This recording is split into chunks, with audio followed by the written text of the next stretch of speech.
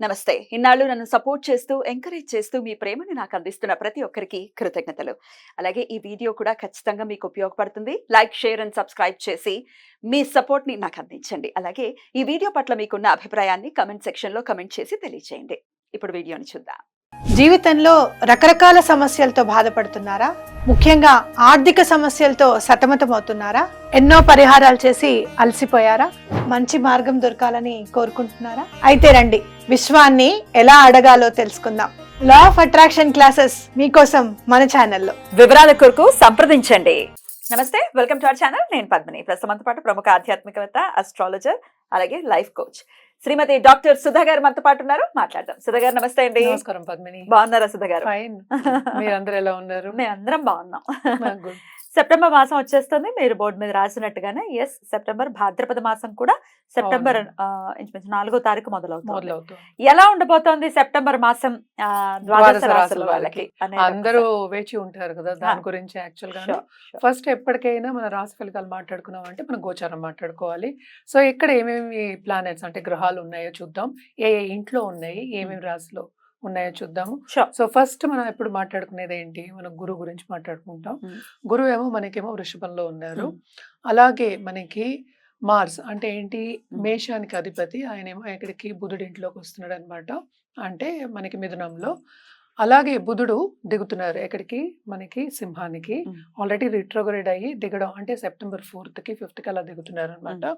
తర్వాత కేతు ఏమో మనకి కన్యలోనే ఉన్నారు. అలాగే రాహు మనకి మీనంలో ఉన్నారు. శని ఏమో రిట్రోగ్రేడ్ లో మనకి కుంభంలోనే ఉన్నారు. ఇంకోటి ఏంటంటే మనకి ఇక్కడ శుక్రుడేమో మనకి ఆగస్ట్ ఎండ్ నుంచి మనకి సెప్టెంబర్ 18th వరకు ఇందులో అంటే ఏంటి కన్యలో ఉంటున్నారు. మళ్ళా ఆయనేమో తులాకి వెళ్తున్నారు సెప్టెంబర్ 18th కి. రవి ఏమో మనకి సెప్టెంబర్ 16th కి కన్యకి దిగుతున్నారు అనమాట.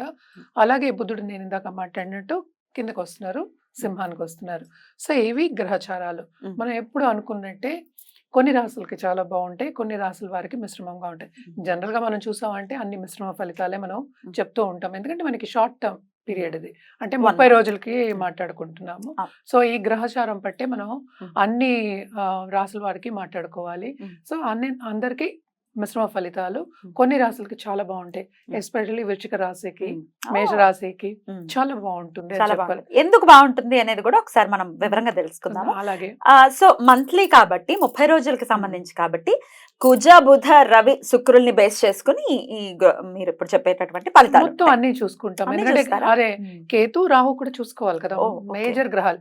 ఎప్పటికైనా గ్రహచారం అంటే ఏంటి, గోచారం చూసినప్పుడు మనం మేజర్ గ్రహాలని ఎక్కువ తీసుకుంటాం, పరిగణనకి ఎక్కువ తీసుకుంటాం. ఇవి చిన్న చిన్న అంటే ఏంటంటే తొందరగా మూవ్ అయ్యే ప్లానెట్స్ కనుక మనం కొంతవరకు చెప్పగలుగుతాం. ఏదైనా సరే వ్యక్తిగత జాతకం మీద ఆధారపడి ఉంటుంది. డెఫినెట్లీ ఏది జరిగినా 1 minute లో జరుగుతుంది, ఒక్క రోజు చాలు కదా. అదే కరెక్టే. బట్ ఏంటంటే అది లైఫ్ లాంగ్ వాళ్ళకి అది రిజల్ట్స్ అనేవి కనిపిస్తూ ఉంటాయి. కానీ అదే మంచి ఫలితాలు అయితే తప్పక అందరూ సంతోషిస్తారు. అవే ఏంటంటే కొంచెం ఏదైనా నలతో వచ్చింది, లేకపోతే మెడికల్ ఇష్యూస్ వచ్చాయి, లేకపోతే మనీ వెళ్ళిపోవడం, అలాగే సంపద పోవడం కానీ, లేకపోతే ప్రమోషన్ రాకపోవడం కానీ, లేకపోతే ఉద్యోగం పోవడం కానీ, ఉద్యోగం మార్పిడి కానీ, ఇలాంటివి జరిగినప్పుడు అందరికీ కన్సర్న్ అనేది ఎక్కువ అవుతుంది, యాంగ్జైటీ ఎక్కువ అవుతుంది. వీటన్నిటికీ మనం చెప్పేది మోస్ట్ ఇంపార్టెంట్ ఏంటంటే మనం పరిహారాలు చేయాలి, రెమెడియల్ మెషర్స్ చేయాలి. అదే తప్పక లాంగ్ టర్మ్ చేయాలి కదా. రెమెడియల్ మెషర్స్ ఇవాళ చేసి రేపు అయిపోవాలి, నువ్వు అన్నట్టు క్షణాల్లో అయిపోయే విషయాలు కాదు కదా. సో లాంగ్ టర్మ్ చేయాలి కనుక తప్పక అన్ని రాసుల వారికి. మరి వృశ్చిక రాశి వారికి మీరు ఆల్రెడీ స్టార్టింగ్ లోనే చెప్పారు, వృశ్చిక రాశి వాళ్ళకి చాలా బాగుంటుంది అని. That's a beautiful thing to hear అండి. ఎందుకంటే చాలా డిసప్పాయింటెడ్ గా ఉంటూ ఉంటారు ఎప్పుడు వృశ్చిక రాశి వాళ్ళు. మా రాసింతే, మా జీవితాలు మారవు. డెఫినెట్ గా లేదు, వ్యక్తిగత జాతకం మీద ఆధారపడి ఉంటుంది. మన ప్రైమ్ మినిస్టర్ కూడా అదే వృశ్చిక రాశి వాళ్ళే. సో అలా ఏం ఉండదు, అన్ని రాశులు మంచి రాశులే. ఎలా ఉంటుంది సెప్టెంబర్ మాసం ప్రత్యేకించి వృశ్చిక రాశి వారికి? వృశ్చిక రాశి వాళ్ళకి చాలా బాగుంటుంది ఈ నెల. ఆల్రెడీ నేను చెప్పిన విషయం అది. ఎందుకు అనేది మోస్ట్ ఇంపార్టెంట్. మనకి 7th ఏమో గురువు సంచారం జరుగుతోంది. అలాగే 6th లార్డ్ ఏమో మనకి 8th లో పడ్డాడు. అది కూడా ఒక మంచి యోగమే యాక్చువల్ గాను. సో ల్యాండెడ్ ప్రాపర్టీస్ కొనుక్కునే ఛాన్సెస్ అనేవి వస్తాయి. ఎస్పెషల్లీ వీళ్ళకి ఏంటంటే స్టేటస్ అనేది కూడా ఇంప్రూవ్ అవుతుంది. అండ్ ఆల్సో పెద్దల మన్నన పొందుతారు.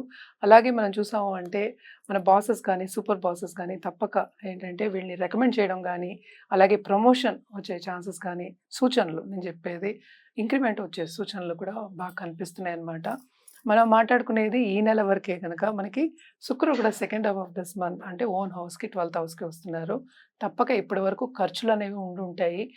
ఆ వచ్చినప్పటికీ కొంచెం కుదుట పడుతుంది. ఎందుకంటే ఈ సంచారం మంచిది, మళ్ళా శుక్ర సంచారం మంచిది. ఓన్ హౌస్లో ఉంటున్నారు కనుక ఖర్చు అనేది కొంచెం తగ్గుతుంది. అంటే రాబడి ఉంటేనే కదా పోబడి అనేది ఉంటుంది, ఖర్చు అనేది ఉంటుంది. తప్పక రెండు బాగున్నాయని చెప్పాలి. అలాగే వీళ్ళు ఏంటంటే కొత్తగా హాబీస్ కానీ, చదువు పై చదువులకు కానీ చేయడం అనేది తప్పక చేస్తారు. ఎస్పెషలీ ఆడవాళ్ళు అనుకోవచ్చు, అలాగే అందరూ అనుకోవచ్చు ఈ రాశిలో ఉన్నవాళ్ళు. ఎందుకంటే శని ఏమో 4వ ఇంట్లో ఉన్నారు, ఓన్ హౌస్. అలాగే రిట్రోగ్రేడ్ కనుక మనకి 3rd హౌస్ చూస్తున్నారు కనుక వీళ్ళు తోబుట్టువులతోటి తప్పక ఆనందంగా ఉంటారు. ఎప్పుడైనా వాళ్ళకి రిలేషన్షిప్ చెడిపోయినా లేకపోతే మాటలు లేకపోయినా తప్పక కలిసే ఛాన్సెస్ అనేవి ఎక్కువ కనిపిస్తున్నాయి. బాగుంటుందని చెప్పుకోవాలి. అంటే ఏంటి మనకి 2nd అండ్ 5th లార్డేమో మనకి 7th లో ఉన్నాడు. సో తప్పక దాంపత్య జీవిత అనుకూలత అని చెప్పుకోవాలన్నమాట. ఎందుకంటే గురు అనుగ్రహం ఉంటే, బ్లెస్సింగ్ ఉంటే అన్నీ ఉన్నట్టే. దాంపత్య జీవితం అంటే మనం మాట్లాడేది ఏంటంటే ఇంటర్పర్సనల్ రిలేషన్షిప్. ఆల్రెడీ నేను తోబుట్టువులతో బాగుంటుంది, ఎక్స్టెండెడ్ ఫ్యామిలీతో బాగుంటుంది అని చెప్తున్నాను. సో దాంపత్య జీవితంలో అనుకూలం ఉంటేనే అవన్నీ జరుగుతాయి కనుక తప్పక అనుకూల పరిస్థితి అనేది ఉంటుంది. అలాగే కొత్తగా పెళ్లి కావాలి అనుకునే వాళ్ళందరికీ పెళ్లి కుదిరే ఛాన్సెస్ ఉన్నాయి. ఇప్పుడు వచ్చేవి మనకి వస్తున్నాయి కదా ముహూర్తాలు ఉన్నాయి కనుక తప్పక పెళ్లి కుదిరే ఛాన్సెస్, వాళ్ళకి తగిన వాళ్ళు అనుకున్న ఏమనుకుంటున్నారో అలాంటి పార్ట్నర్ వచ్చే ఛాన్సెస్ చాలా ఎక్కువ కనిపిస్తున్నాయి. ఎందుకంటే గురు అనుగ్రహం ఉంది తప్పక. సో ఇదేంటంటే మనం ప్రయత్నిస్తే తప్పక అయ్యే ఒక పని అన్నమాట. బాగుంటుంది అని చెప్పుకోవాలి. అలాగే ఖరీదైన వస్తువులు ఇచ్చిపుచ్చుకోవడం, కొనుక్కోవడం అనేది ఈ నెలలో తప్పక జరుగుతుంది. అంటే ఏంటి బంగారం కూడా కొనుక్కోవచ్చు అని. అంటే పసిడి కొను మనం అంతే కదా, గురువు పసిడికి చెప్పుకుంటూ ఉంటాం. సో బంగారం కొనే ఛాన్సెస్ కూడా ఉన్నాయి. అంటే షాపింగ్ చేసి ఎంజాయ్ చేసే ఛాన్సెస్ ఎక్కువ కనిపిస్తున్నాయి అని చెప్పాలన్నమాట. ఎస్పెషలీ లేడీస్కి అందరికీ కావాలి మంచి ఆభరణాలు వేసుకోవడం అనేది ఆన్మాయితీ కనుక తప్పక బాగుంటుంది అని చెప్పుకోవాలి. 2nd half of this month నేను చెప్పినట్టు కొంచెం ఖర్చుల దగ్గర బ్యాలెన్స్ అవుతుంది. అండ్ ఆల్సో మనకి కెరియర్ పరంగా చూసాము అంటే కూడా కొత్త ఆపర్చునిటీస్ వచ్చే ఛాన్సెస్ ఉన్నాయి. అలాగే ప్రమోషన్స్, ఇంక్రిమెంట్స్ అవన్నీ వచ్చే ఛాన్సెస్ ఇందాకనే చెప్పాను. మన అనుకున్న దానికన్నా ఎక్కువ వచ్చే ఛాన్సెస్ ఉన్నాయి కదా, తప్పక బాగుంటుందనే చెప్పుకోవాలి. అలాగే పిల్లలకు కూడా ఫారిన్ వెళ్ళే ఛాన్సెస్, ఎస్పెషల్లీ ఈ రాశిలో ఉన్న వాళ్ళకి. అంటే 5th రాహు మనకి తప్పక టచ్ అనేది వస్తుంది. ఎస్పెషల్లీ పిల్లల పరంగా ఫారిన్ ట్రావెల్ వెళ్ళడం అనేది కనిపిస్తోంది అనమాట. పరిహారాల విషయానికి వస్తే తప్పక శని గ్రహానికి మనం చేయాలి. ఇంకోటి ఏంటమ్మా మన కుజుడికి మనకి ఏంటంటే ఈ పొజిషన్ ఏమో మనకి 6th అయ్యాడు, అలాగే ఈ రాశికి అధిపతి కూడా అయ్యాడు. ఇది కూడా కొంచెం మంచి పొజిషనే, నాట్ వెరీ బ్యాడ్ అని చెప్పుకోకర్లేదు. సో ప్రాపర్టీస్ కొనే విషయం అని చెప్పాం కనుక సో తప్పక కుజుడికి ఎస్పెషలీ మనం ఏంటంటే సుబ్రహ్మణ్య స్వామికి చెప్పుకుంటూ ఉంటాం. మంగళవారం తప్పక చేసుకుంటే అలాగ కుటుంబంలో అనుకూల పరిస్థితి ఇంకా ఎక్కువ అవుతుంది, పాజిటివిటీ అనేది ఎక్కువ అవుతుంది.